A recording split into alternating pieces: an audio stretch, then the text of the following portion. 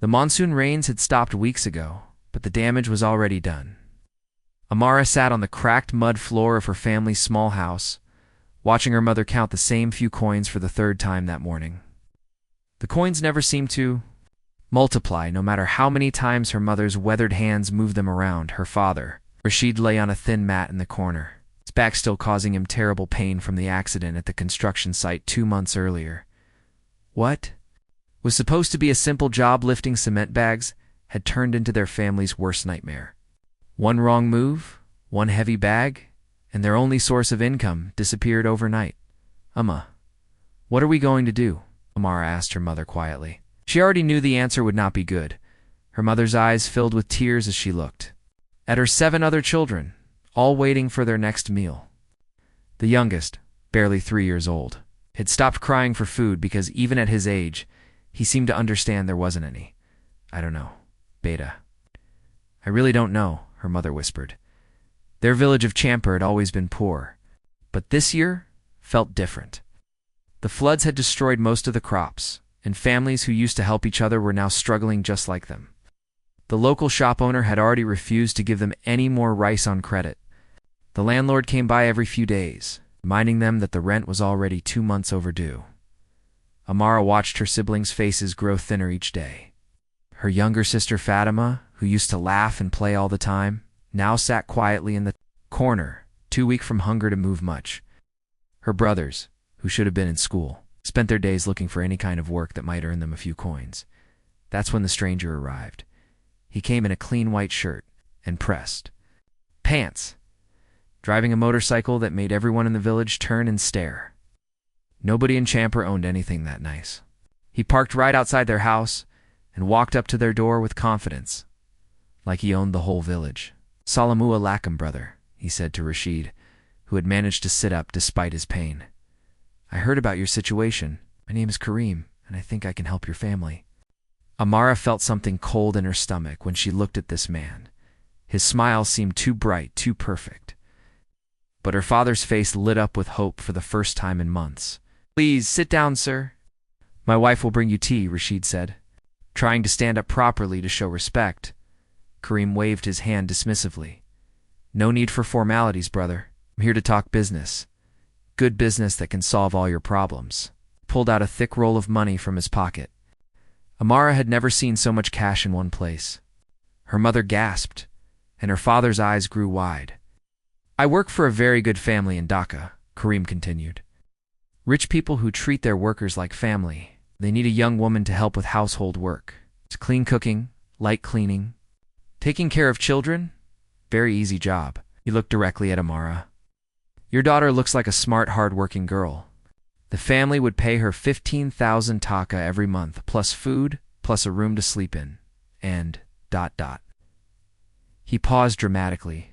They're willing to pay 50,000 taka in advance to show their good intentions. Amara's father could barely speak. 50,000 taka was more money than their family had seen in 2 years combined. It would pay their debts, buy food for months, maybe even get medicine for his back.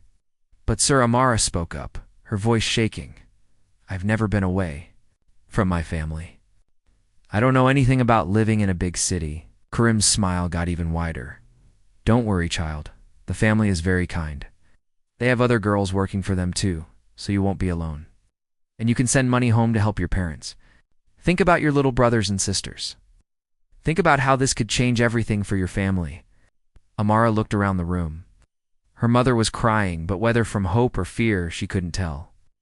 Her father was staring at the money, like it was magic. Her siblings were all looking at her with hungry eyes, waiting to see if their big sister could save them. "I need to think about this," Amara said quietly. Of course, Kareem said, standing up. "But don't think too long. This opportunity won't wait forever. Other families in other villages are also interested. I can come back tomorrow for your answer." He left the money on their small wooden table. "This is just to show you I'm serious," he said. "When you decide to send your daughter with me, there will be much more." After he left, the family sat in silence, all staring at the money. It was like having a pile of gold sitting in their poor little house. "Amara," her father said finally, "this man is offering us a miracle. Your brothers and sisters could eat properly again. Your mother could get medicine for her cough. I could get treatment for my back and maybe work again. But Abba, something doesn't feel right about him, Amara replied. Why would anyone pay so much money just for household work? There are many girls in Dhaka who could do the same job. Mother took her hand. Beta, sometimes when we're drowning, we have to grab onto anything that floats, even if we're not sure where it will take us. That night, Amara couldn't sleep. She lay on the floor next to her sisters, listening to their hungry stomachs growling in the darkness. She thought about the clothes she could buy for them, the books they could have for school, the medicine that could make her father strong again. But she also thought about Karim's too bright smile and the way his eyes had looked at her. She was something he was buying rather than someone he was helping. The next morning, Karim returned as promised. This time, he seemed less patient. Well, he asked, have you made your decision? Rashid looked at his wife, then at his children, then at Amara. We need this opportunity, Beta. We can't let pride keep us from saving our family. Amara felt like the whole world was pressing down on her shoulders. How could she say no when her baby brother was so weak he could barely stand? How could she refuse when this money could literally save their lives? Okay, she whispered. I'll go. Karim's smile returned immediately. Excellent choice. You're a smart girl, thinking about your family first. The car will come for you tomorrow. Morning. Pack light. The family will provide everything you need. As he counted out the money and handed it to her father, Amara noticed how quickly the transaction happened. Like he had done this many times before. One more thing, Karim said as he prepared to leave. It's better if you don't tell people in the village about this arrangement. Some people are jealous and might try to cause problems. This should stay between our families only. After he left, Amara's mother held her tight and cried, You're so brave, my daughter. You're saving all of us.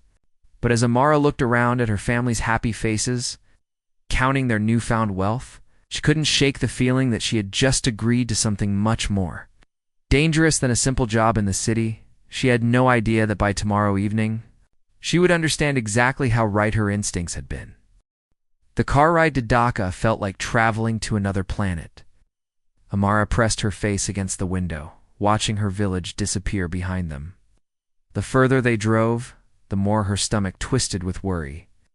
Karim sat in the front seat, talking on his phone in a language she didn't understand, completely ignoring her questions about when she could call her family. When they finally reached the city, Amara's eyes went wide.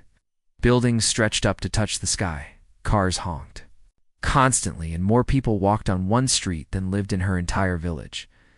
The Chowdhury house stood behind tall metal gates like a fortress, with guards who nodded respectfully at Karim. This is where you'll work, Karim said as they pulled up to a side entrance. Remember what I told you. Work hard, stay quiet, and everyone will be happy.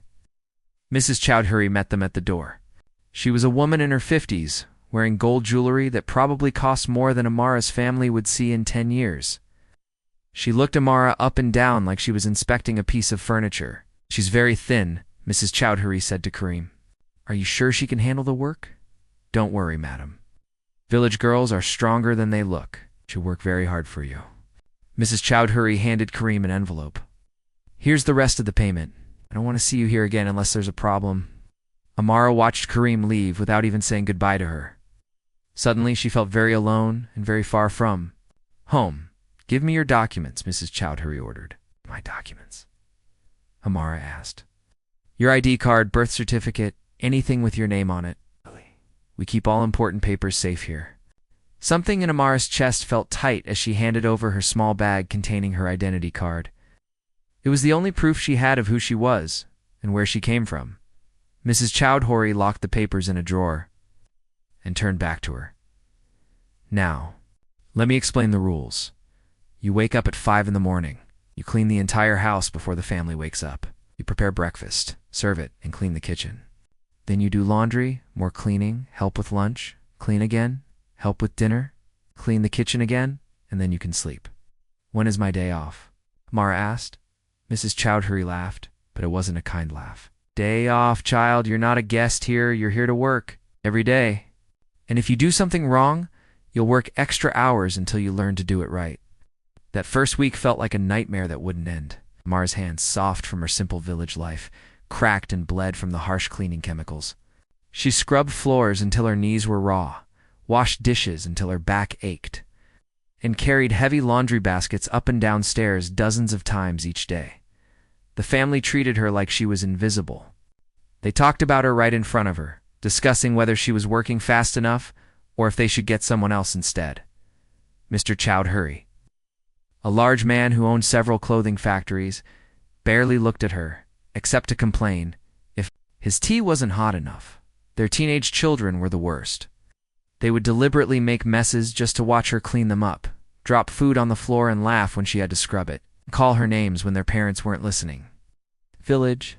Girl, you missed a spot, the daughter would say, pointing to places Amara had already cleaned 3 times. My shoes need polishing again, the son would demand, even though he hadn't worn them since yesterday. At night, Amara slept on a thin mat in the kitchen, next to the stove that still radiated heat from dinner preparation.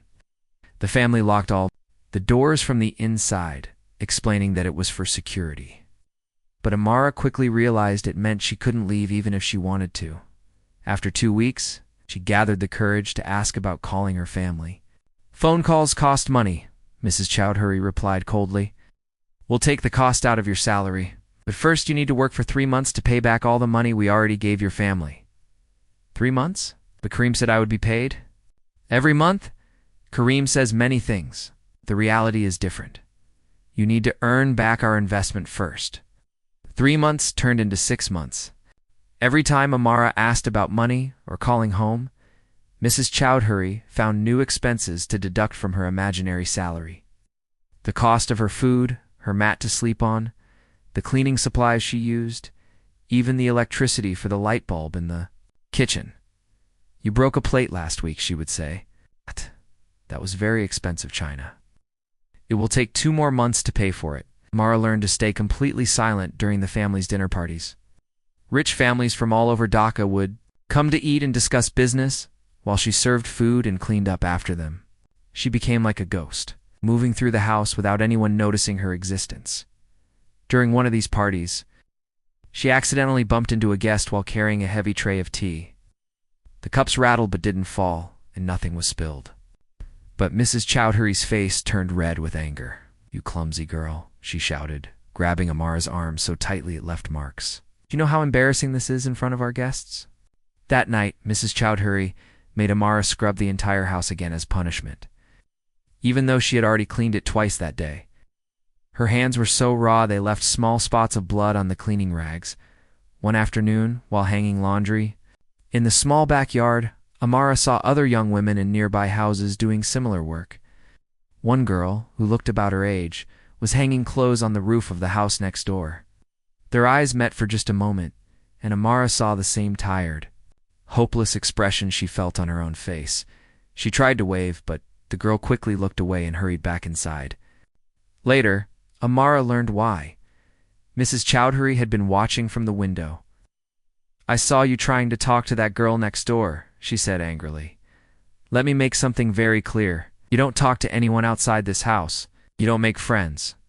You don't ask for help. If I catch you trying to communicate with anyone, there will be serious consequences for your family back home. What do you mean? Amara asked, fear creeping into her voice. We know where your family lives. We know where your little brothers and sisters go to school. It would be very easy to make sure they have problems if you cause problems for us here. At night, Amara cried herself to sleep for the first time since arriving in Dhaka. She had been trying to stay strong, telling herself that this was temporary, that she was helping her family. But now she realized the truth. She wasn't an employee. She was trapped. Months blended together in an endless cycle of work, exhaustion, and fear. Her body grew thinner, despite the scraps of food she was allowed to eat. Her hair began falling. Out from stress and poor nutrition, her hands were permanently stained from cleaning chemicals, and her back ached constantly from bending over to scrub floors. Sometimes, late at night, she would remember her mother's last words. You're so brave. My daughter, you're saving all of us. But lying on that thin mat in the kitchen, listening to the family sleep peacefully in their comfortable beds upstairs, Amara wondered if saving her family meant losing herself completely. She had no way of knowing that miles away someone was beginning to notice that something was very wrong in the Chowdhury household, someone who would soon change everything. David Mitchell had been living in Bangladesh for almost 2 years, but he still couldn't get used to the humid heat that made his clothes stick to his skin before he even finished his morning coffee. As a researcher for an international organization that helped workers around the world, he spent most of his days visiting factories and meeting with local groups who fought for fair treatment of employees. His work wasn't glamorous. Most days involved sitting in small hot offices, reading reports about unsafe working conditions, and trying to convince factory owners to follow basic safety rules. But David loved what he did because he knew it made a real difference in people's lives. That Tuesday morning started like any other. David was supposed to meet with a textile factory owner in the wealthy Gulshan area of Dhaka to discuss worker safety improvements. He arrived early and decided to walk around the neighborhood to kill some time. The houses in this area were like palaces compared to the crowded slums he usually visited for his research. High walls, beautiful gardens, and expensive cars parked behind metal gates. As he walked down one quiet street, he heard shouting coming from behind the walls of a large white house. David stopped walking and listened. Someone was yelling in Bengali, and although his language skills weren't perfect, he could tell it was an angry woman's voice. Then he heard something that made his blood run cold. The sound of someone crying in pain. He looked around to see if anyone else on the street noticed. But the few people walking by seemed to be ignoring the sounds completely, as if this was normal. David stood there for several minutes, unsure what to do. In America, he would have called the police immediately. But here, as a foreigner, I had learned to be very careful about getting involved in local family matters. The crying stopped, and David continued his walk. But he couldn't shake the feeling that something terrible had just happened behind those walls. 3 days later, David was invited to a dinner party at the home of Rahman Sahib, a factory owner who was finally agreeing to install better ventilation systems in his buildings. The party was at a house in the same neighborhood where David had heard the crying as the evening went on. David found himself standing in a beautiful garden, talking with other business owners about worker safety programs. The conversation was boring, but the food was excellent, and he was enjoying the break from his usual simple meals. That's when he saw her. A young woman, probably around 20 years old, came out of the house, carrying a heavy tray of tea glasses. She moved carefully, like someone who was afraid of making a mistake. Something about her caught David's attention. Maybe it was how thin she looked, or how she kept her eyes down and never looked at any of the guests. As she served tea to the group of men standing near David, he noticed dark marks on her arms. At first he thought they might be birthmarks, but when he looked more carefully, he realized they were bruises. Old ones that had turned yellow and green, and newer ones that were still dark purple. David watched as she served everyone else, then approached him with the last glass of tea. When she reached toward him, her sleeve rolled up slightly, and he saw more bruises around her wrists, like someone had grabbed her very tightly. "Thank you," David said softly in Bengali, hoping to make eye contact. The girl looked up for just a second, and David felt his heart break. Her eyes held a sadness so deep, it reminded him of pictures he'd seen of refugees fleeing war zones. But more than sadness, he saw fear, pure constant fear. She quickly looked down again and hurried back toward the house. David noticed that she didn't eat any of the food she had been serving, and when one of the guests accidentally dropped his napkin, she immediately rushed to pick it up, apologizing repeatedly even though it wasn't her fault. "Who is that girl?"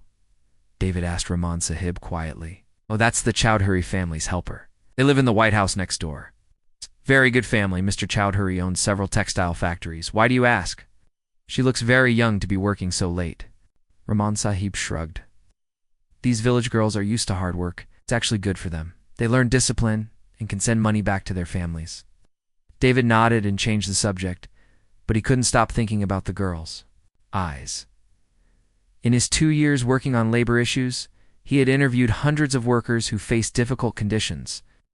but something about this girl was different. She didn't just look tired or overworked, she looked terrified. Over the next few weeks, David found excuses to walk through that neighborhood. He told himself he was just being curious, but deep down he knew he was looking for the girl. Wanted to see her again? He's confirming what his instincts were telling him. During his third walk through the area, he got lucky. The girl was in the small front garden of the White House, shaking out rugs. David slowed his pace and pretended to be looking at his phone while he observed her. She worked quickly and efficiently, but constantly looked over her shoulder toward the house, like she was afraid someone was watching her. When a neighbor's dog barked loudly, she jumped and dropped one of the rugs, then immediately picked it up and looked around nervously. David pulled out his phone and pretended to make a call while he continued watching. That's when he saw Mrs. Chowdhury come to the window and stare at the girl. Even from a distance, David could see the anger on the older woman's face. She knocked on the window sharply, and the girl immediately gathered all the rugs and rushed back inside. That evening, David couldn't concentrate on his work. He kept thinking about the girl's bruises, her fearful eyes, and the way she had jumped. At the sound of a dog barking, everything about her behavior reminded him of the training materials he had studied about human trafficking.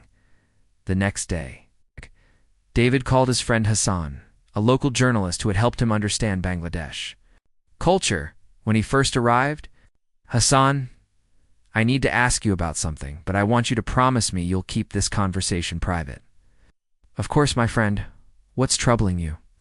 David described what he had seen, the bruises, the fear, the way the girl behaved. Hassan listened carefully, without interrupting. Hassan said finally, "What you're describing sounds like what we call bonded labor. It's more common than most people want to admit, especially with domestic workers who come from poor villages." "What exactly does that mean?" "It means the girl probably isn't working by choice. Her family likely received money in advance, and now she has to work without pay until that debt is repaid. But the debt never gets repaid because the family keeps adding new costs: food, housing, broken dishes, anything they can think of." David felt sick to his stomach. "So she's basically a prisoner?" "In many cases, yes. And if she tries to leave, they threaten to hurt her family back in the village. It's a terrible system, but it's hard to prove and even harder to stop." That night, David barely slept. He kept thinking about the girl trapped in that house, probably lying on some uncomfortable mat somewhere, afraid and alone.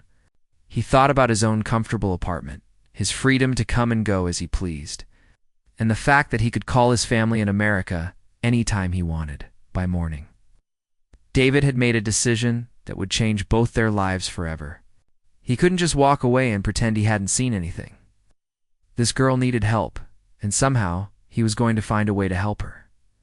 The question was how to do it without making things worse for her, or getting himself deported before he could do anything at all. David spent the next 2 weeks researching everything he could about the Chowdhury family. He used his organization's database to look up their textile businesses, read local newspaper articles about their social activities, and even found their son's Facebook page that showed photos of expensive vacations and luxury cars. What he discovered made his stomach turn. This wasn't just a wealthy family with one domestic worker. Through careful investigation, David found out that the Chowdhurys had employed at least 6 different house helpers over the past 3 years. But when he tried to find out what happened to the previous girls, he hit dead ends. No forwarding, addresses, no phone numbers, nothing. Hassan helped him connect with Rashida, a woman who ran a small organization that helped domestic workers who had escaped from bad situations. When David met her in a small tea shop in Old Dhaka, she looked around nervously before speaking. "The family you're asking about," she said quietly, "they have a reputation in our community. We've heard stories, but getting proof is almost impossible. These families are very powerful, and they know how to hide what they're doing." "What kinds of stories?" David asked. "Girls who go to work for them and are never seen again, who receive money for their daughters and then never hear from them. We think there's a whole network of people who supply workers to wealthy families, but proving it is dangerous." David's hands shook as he sipped his tea. "The girl I saw, She's in real danger, isn't she? Rashida nodded sadly. Telling me is true, yes. These situations rarely end well for the girls involved. That night, David made a decision that he knew could ruin his career and possibly get him thrown out of the country. He was going to find a way to help this girl, no matter what it cost him. His first step was figuring out how to make contact with her safely. Couldn't just knock on the front door and ask to speak with her. That would put her in immediate danger and probably get him arrested. He needed a believable reason to be in the house. David remembered that his organization was starting a new project to survey how domestic workers were treated in wealthy households. It was meant to be a long-term research study, but David realized he could use it as cover to get inside the Chowdhury house. He spent 3 days writing a fake research proposal and creating official-looking documents that would make his visit seem legitimate. Then he called Mr. Chowdhury's office and requested a meeting. Sir, we're conducting a study on best practices for household management among Dhaka's business leaders. David explained over the phone. Your family has an excellent reputation, and we'd love to include you in our research. Mr. Chowdhury's ego was clearly flattered. Of course. Of course. We run our household very professionally. When would you like to visit? They scheduled the meeting for the following Thursday afternoon. David had 5 days to prepare for what might be his only chance to make contact with the girl. Hassan helped him practice what to say in Bengali, and Rashida coached him on how to communicate with traumatized domestic workers without frightening them further. Remember, Rashida warned, she probably won't trust you at first. Girls in her situation have learned that trusting strangers can lead to punishment. You'll need to be very patient. David also reached out to his contacts at the American Embassy, carefully explaining that he might need legal help for a hypothetical situation involving a trafficking victim. The embassy lawyer was helpful but warned him about the risks. David, if you're thinking of doing what I think you're thinking of doing, you need to be very careful. One wrong move, and you could be charged with kidnapping, interfering with local law enforcement, or any number of other crimes. Thursday arrived faster than David expected. As he walked up to the Chowdhury house, his heart was beating so hard he worried they would be able to hear it. He had his fake research documents, a hidden audio recorder, and a small cell phone that he planned to give to the girl if possible. Mrs. Chowdhury answered the door herself, dressed in an expensive sari and wearing her usual cold smile. Mr. Mitchell, welcome to our home. My husband is waiting for you in his study. As they walked through the house, David's eyes searched every room for signs of the girl. The house was beautifully decorated, but felt cold and unwelcoming, like a museum rather than a home where people actually lived. Mr. Chowdhury was a large man with a loud voice who clearly enjoyed talking about his success. For 30 minutes, he bragged about his businesses, his family's social connections, and how well he treated his employees. We believe in taking care of the people who work for us, he said proudly. Our household staff are like family members. That's wonderful to hear, David replied, trying to keep his voice steady. Did it be possible to speak with some of your household staff as part of our research? We'd like to get multiple perspectives. Mr. Chowdhury hesitated for just a moment. Well, most of our staff don't speak English very well, and they can be shy around foreigners. That's fine. I can conduct interviews in Bengali. It would really help make our study more complete. After some more persuasion, Mr. Chowdhury agreed. Very well, we can call our house helper. But please keep in mind, she's just a simple village girl. She might not have much to say. David's pulse quickened as Mrs. Chowdhury called for Amara. Now he finally knew the girl's name. When Amara entered the room, David had to work hard to keep his expression neutral. She looked even thinner than when he'd seen her at the dinner party. And there were new bruises on her arms. But what struck him most was how she moved, like someone who expected to be hit at any moment. Amara, Mr. Chowdhury said loudly, this gentleman wants to ask you some questions about working here. Tell him how happy you are. Amara kept her eyes on the floor and nodded. Yes, sir. David pulled out his notebook and began asking simple questions about her daily routine, how long she had worked there, and whether she was satisfied with her job. Her answers were short and clearly rehearsed. It's probably things the family had taught her to say. But as the interview continued, David noticed something important. Every time Mr. and Mrs. Chowdhury looked away or got distracted, Amara would glance up at him with those same frightened eyes he remembered from the dinner party. It was like she was trying to tell him something without words. During one moment when Mrs. Chowdhury left the room to answer a phone call, David took a huge risk. He leaned forward slightly and whispered in Bengali, "Are you okay? Do you need help?" Amara's eyes went wide with shock and fear. She shook her head quickly and looked toward the door, terrified that someone might have heard. When Mrs. Chowdhury returned, David continued with his fake interview questions, but he could see that Amara was now even more nervous than before. Her hands were shaking. She kept glancing between him and the door like she wanted to run away. After the interview ended, David thanked the family and prepared to leave. As Mrs. Chowdhury walked him to the door, he managed to drop his pen. Near where Amara was standing in the hallway, as he bent down to pick it up, whispered quickly, "If you want help, put a red cloth in the front window tomorrow at noon." Amara's face went completely white, but she didn't say anything. David left the house knowing he had just crossed a line that there was no coming back from. Either Amara would signal that she wanted help, or she would be too scared to trust him. If she didn't put the red cloth in the window, he would have to find another way to help her. If she did, he would have to figure out how to rescue someone from what was essentially a prison, without getting them both killed in the process. That night, David couldn't eat or sleep. Everything depended on what would happen at noon the next day. David stood across the street from the Chowdhury house at exactly noon, pretending to read messages on his phone while his eyes stayed fixed on the front windows. His heart was pounding so hard he could hear it in his ears. 11:58, 11:59, 12:00 single quotes, 12.nothing. David waited another 10 minutes, then 20. Still no red cloth. Maybe Amara was too scared. Maybe she didn't trust him. Maybe Mrs. Chowdhury had caught her trying to put something in the window. 1,000 terrible possibilities ran through his mind. Just as he was about to give up and walk away, he saw movement in one of the upper windows.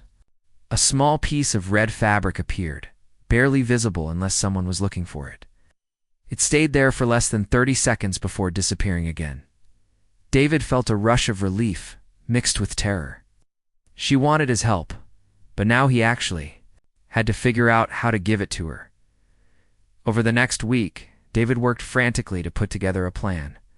He knew he couldn't do this alone, so he reached out to Rashida and her network of people who help trafficking victims. They introduced him to Fatima, a former domestic worker who had escaped a similar situation 5 years earlier.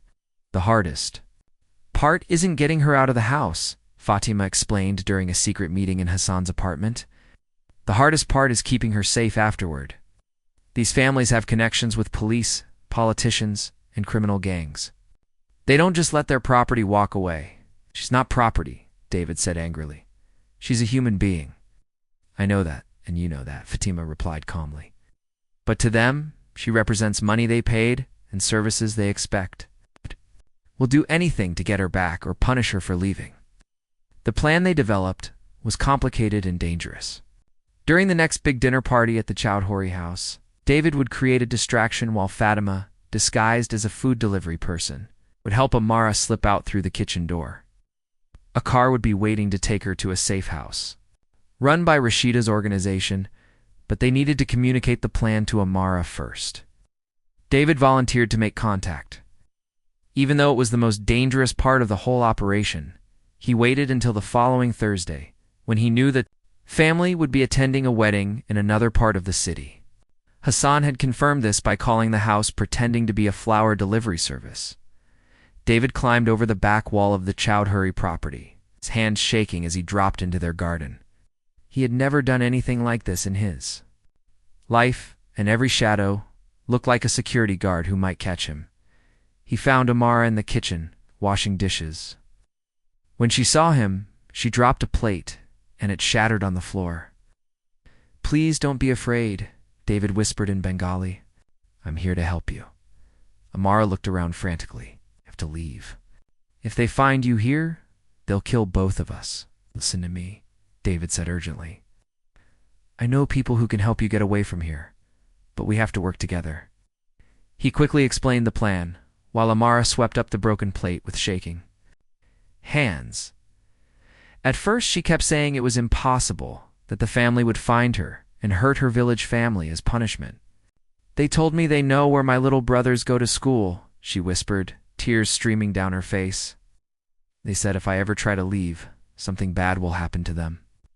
David pulled out his phone and showed her photos that Hassan had taken of her family's village just 2 days earlier. Her mother was hanging laundry outside their house, looking healthy and safe. Her little brother was playing in the dirt with other children, laughing and smiling. "Your family is okay," David said gently, "and there are people in your village now who are watching out for them. But Amara, if you stay here, you might not survive much longer. I've seen how thin you've gotten. I've seen the bruises." Amara stared at the photos of her family for a long moment, then looked up at David with those same sad eyes he remembered from their first meeting. "Why are you doing this for me?" she asked. "You don't even know me." David thought about how to answer that question. The truth was complicated. Partly it was his job to help people in situations like hers. Partly it was because he couldn't stand knowing someone was suffering when he might be able to help. And partly it was because something about her reminded him of his own younger sister back in America. "'Cause everyone deserves to be free," he said simply. "And because I believe you're strong enough to survive this and build a better life." 3 days later, the plan went into motion. David arrived at the dinner party as a legitimate guest, invited by Rahman Sahib, who still thought he was just a researcher studying labor practices.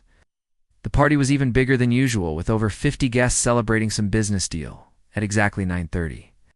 David excused himself to use the bathroom and instead went to the kitchen, where he accidentally knocked over a large pot of curry, creating a huge mess and a lot of noise, while Mrs. Chowdhury screamed at Amara to clean it up immediately. Fatima appeared at the back door, dressed as a catering assistant, in the confusion. With guests complaining about the smell and Mrs. Chowdhury shouting orders, nobody noticed Amara slip out the kitchen door with Fatima. David stayed at the party for another hour, his stomach in knots, wondering if the plan had worked. When he finally left, he drove straight to the safe house, a small apartment in a crowded neighborhood where Rashida helped women who had escaped from trafficking situations. Amara was there, sitting on a simple bed, still wearing her work clothes, but looking different somehow. For the first time since David had met her, she wasn't looking at the floor. Her eyes, still frightened, but now mixed with something else, hope, maybe, or determination, met his directly. "Thank you," she said quietly, but their troubles were just beginning.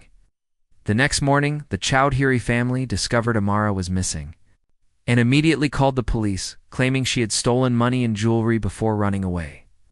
They also hired private security guards to search for her. Throughout the city, David's involvement was discovered within 48 hours. His organization received calls from local officials demanding his immediate deportation. His boss called from headquarters, furious that David had gotten involved in a local criminal matter without permission. "David, I don't care what your intentions were," his boss said, over a crackling phone connection. "You've created an international incident. The embassy is getting pressure from the Bangladesh government to have you arrested for kidnapping." "I didn't kidnap anyone," David replied. "I helped a trafficking victim escape from slavery." "That's not how the local authorities see it. You have 72 hours to leave the country, or we can't protect you anymore." David looked across the small apartment at Amara, who was learning from Rashida how to apply for refugee status and possibly asylum in another country. She had gained 5 pounds in just 1 week of eating regular meals and sleeping without fear. Her bruises were healing. She had started smiling occasionally when Rashida told her stories about other women who had escaped and built new lives. "I'm not leaving until I know she's safe," David told his boss. That decision cost David his job, his savings, and nearly his freedom.